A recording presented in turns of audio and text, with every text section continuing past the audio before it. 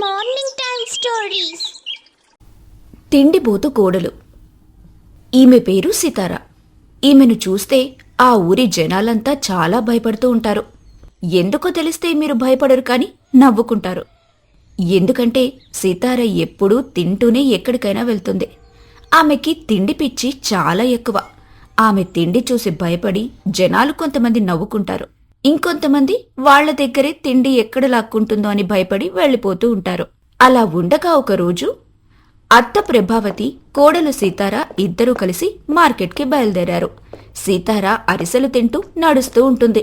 అప్పుడు ప్రభావతి కోపంగా, ఓసేయ్, రోడ్డు మీద అంత చండాలంగా తినకు. చూడు, చూసేవాళ్లు ఎలా వింతగా నీ వైపు చూస్తున్నారో. పైగా తిండి చప్పరించడం ఒక పంది మాదిరుంది. చీచి, నీకు ఈ అలవాటు ఎప్పుడు పోతుందో ఏమో. నాకైతే నీ తీరే నచ్చలేదు. సీతార ఆ మాటలు విని వినట్టుగా ఉంటుంది. ప్రభావతి చెప్పి సర్లే, నీకు చెప్పడం కంటే ఆ గోడలకి చెప్పడం మంచిది. నాకు కూడా 2 అరిసెలివ్వు అంటూ తన చేతిలో ఉన్న అరిసెలను లాక్కుంటుంది. ఆ తరువాత వాళ్ళిద్దరూ కూరగాయల మార్కెట్కి వెళ్తారు. అక్కడున్న వ్యాపారితో, ఏమయ్యా, క్యారెట్లు కేజీ ఎంత? కేజీ 30 రూపాయలమ్మా. అవునా, సరే, బాగున్నాయా లేదా అని అతనితో మాట్లాడుతూనే వాటిని ఒక్కొక్కటిగా తినటం మొదలు పెడుతుంది. ప్రభావతి కేజీ కాయలన్నీ తన ఖాతాలో ఉంచమని ఇస్తుంది. అమ్మా, మీ కోడలు ముందుగా కేజీ కాయలు తినేసింది. నా దగ్గర ఉన్న 2 కేజీల్లో మీ కోడలే కేజీ తినేసింది.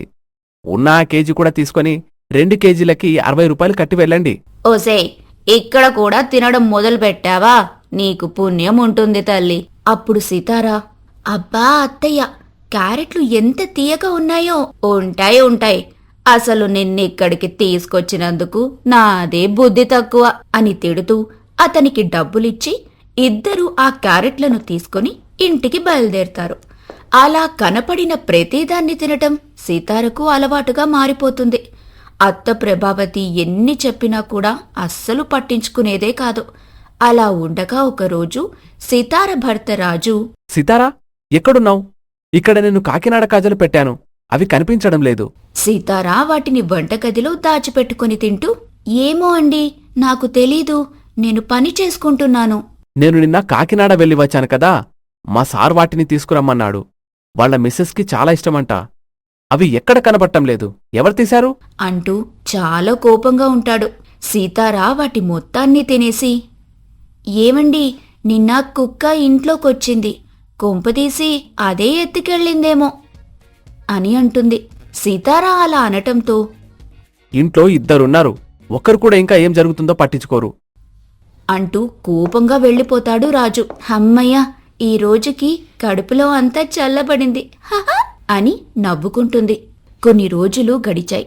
సీతారా తనకిష్టమైన వంటని తయారుచేసి ఎవ్వరికీ తెలియకుండా ఇంటి వెనకాల పెరట్లోకి వెళ్లి తాను వండిన ఆహార పదార్థాలు మొత్తం తన ముందు పెట్టుకొని, ఆహా, ఈరోజు నా పంట పండింది, ఈరోజు కొంచెం కూడా వదిలిపెట్టను, కాసేపటి వరకు ఎవ్వరూ ఇక్కడికి రాకుండుంటే అదే చాలు అని అక్కడున్న ఆహారాన్ని మొత్తం తింటుంది. అప్పుడే ప్రభావతి పెరట్లోకొచ్చి, ఓసే, ఇక్కడ కూర్చొని తింటున్నావా? ఈరోజు ఇంటికి చుట్టాలు వస్తున్నారు, ఆ విషయం చెప్పడమే మర్చిపోయాను. నేననుకుంటూనే ఉన్నా నువ్వు ఏదో ఒక ఘనకార్యం చేస్తావని. వండిన తిండి మొత్తం నువ్వే తిన్నావా? అవునా అత్తయ్య, నన్నేం చేయమంటారు? ఆ వాసనకి నా నోరు ఉండబెట్టలేకపోయింది, అందుకే తింటున్నాను. ఆ మిగిలింది మీరు తినేయండి అంటూ లోపలికి వెళ్తుంది. దాంతో ప్రభావతి కోపంగా, దీన్నేం చేయాలి అనుకుంటూ చేసేదేమీ లేక తను కూడా ఇంట్లోకి వెళ్ళిపోతుంది. మరికొన్ని రోజులు గడిచాయి. ఒకరోజు ప్రభావతి తన స్నేహితురాలి ఇంటికి వెళ్తుంది. పద్మావదిన, మీరు పచ్చడి పెట్టుకోవడానికి చింతకాయలిస్తానని చెప్పారు, వాటిని తీసుకొని వెళ్దామని వచ్చాను. తప్పకుండా ఇస్తాను వదినా అంటూ వాళ్ల చెట్టు దగ్గరికెళ్లి చింతకాయల్ని కోసుకొని వచ్చి తనకిచ్చి, త్వరగా మీ ఇంటికి వెళ్ళండి, మా కోడలు వచ్చిందంటే అవి మొత్తం తినేస్తుంది, అసలే అది ఒట్టి తిండిపోతు అంటుంది పద్మ. ఆ మాటలు విన్న ప్రభావతి, అవునోదినా, నీ బాధ నాకు చెప్పుకుంటే రోలొచ్చి రోకలితో చెప్పుకున్నట్టుగా ఉంది. మా ఇంట్లో పరిస్థితి కూడా అంతే. నా కోడలు కూడా ఒట్టి తిండిపోతు.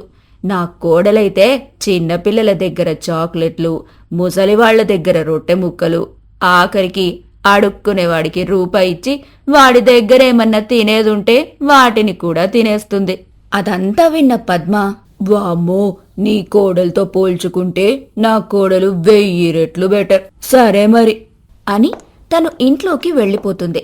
ఇక ప్రభావతి చింతకాయలను ఇంట్లో పెట్టి, అయ్యో నామతి మండా, నేను ఉప్పు ప్యాకెట్లే మర్చిపోయాను, వెళ్ళి తీసుకుని రావాలి అంటూ బయటకి వెళ్తుంది. అప్పుడే కోడలు ఆ చింతకాయల్ని చూసి, ఏంటి మా అత్తయ్య ఇంట్లో లేనట్టుంది, సర్లే వచ్చేలోపు ఈ పుల్లని చింతకాయలు త్వరగా తినేయాలి అంటూ వాటిని తినటం మొదలు పెడుతుంది. కాసేపటికి ప్రభావతి ఇంటికి చేరుకుంటుంది. ఏంటే కోడలు పిల్ల, గుట్టుగా ఏదో తింటున్నావు? అయ్య బాబోయ్, వచ్చేసావా? ఇంకా రాలేదేమిటా అనుకుంటున్నాను. వచ్చావా మహాతల్లి? ఇంకా ఆలస్యం ఎందుకు? నన్ను ప్రశాంతంగా తిననీయవుగా అంటూ మనసులో అనుకుంటూ, చింతకాయలత్తయ్య, గుట్టుగా తినటానికి ఏముంటుందిక్కడ? ఒసేయ్, చింతకాయలు పచ్చడి కోసమని తీసుకొచ్చాను, వాటిని కూడా బతకనివ్వవా? చిచి, ఈ మనిషి నన్ను ఏమీ తిననివ్వదు అనుకుంటూ అత్తని తిట్టుకుంటూ ఉంటుంది. ఇంతలో మామ రామరాజు వచ్చి ప్రభావతితో, ఓసే, మీ స్నేహితురాల దగ్గర చింతకాయలు తీసుకొచ్చావంట, కాని డబ్బులు ఇవ్వడం మర్చిపోయావు. నన్ను అడిగి నా దగ్గర డబ్బులు తీసుకుంది. ఏంటండే, మీరు చెప్పేది నిజమా?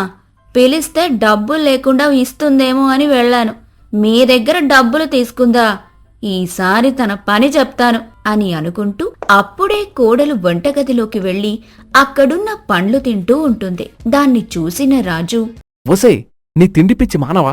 ఆ పండ్లు మా అమ్మ తింటుందని తీసుకొచ్చాను, వాటిని కూడా వదిలిపెట్టవా? మా అమ్మ చెప్తుంటే ఏమో అనుకున్నాను. ఇంట్లో తిండి మాయమవుతుందంటే నీవల్లే. మొన్న కాజాలు కూడా నువ్వే తిన్నావా? దానికి సితారా నవ్వుతూ, చాలా ఆలస్యంగా కనిపెట్టారు అంటుంది. రాజు కోపంగా ఆమెను తిట్టుకుంటూ లోపలికి వెళ్తాడు. ఆ రోజు గడిచిపోయింది.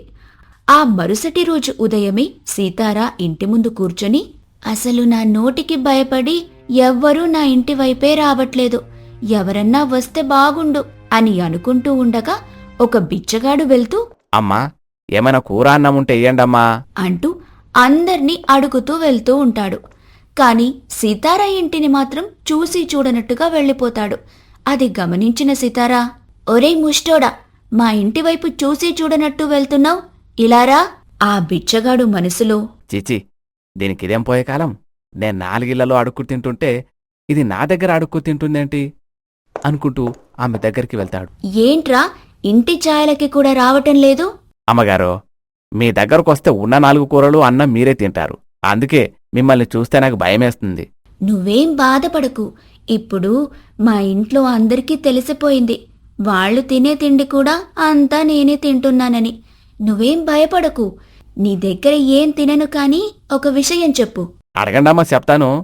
ఎవరెవరింట్లో ఏమేమి కూరలు వేశారు నీకు? ఏమైనా స్పెషల్ ఐటమ్స్ పెట్టారా? దాంతో బిచ్చగాడు ఎవరెవరు ఏమేమిచ్చారో చెబుతూ ఉంటాడు. అబ్బా, అవన్నీ నాక్కూడా ఇవ్వరా, నేను తింటాను అని అతని దగ్గర లాక్కుంటుంది.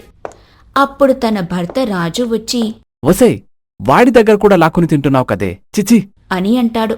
అంటే రకరకాల కూరలని చెప్పాడు, వాటిని విని ఉండపట్టలేక లాక్కున్నాను అని నవ్వుతుంది. ఆమె సమాధానానికి వాళ్ళిద్దరూ చేతులెత్తి దండం పెడతారు. సీతారా పెద్దగా నవ్వుకుంటుంది. సర్లే, మీరిద్దరు అటు తిరగండి, నాకు దిష్టి తగులుతుంది అని మొత్తం తినేస్తుంది.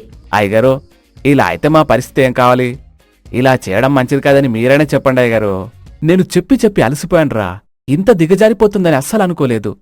ఇంతలో సీతారా మొత్తం శుభ్రంగా తినేసి, ఒరేయ్ ముష్టోడా, ఎంత బాగా చేశారో తెలుసా? ఈ వంటకాలన్నీ ఈరోజు నువ్వే రుచి చూస్తున్నావు, నువ్వెంత అదృష్టవంతుడివో.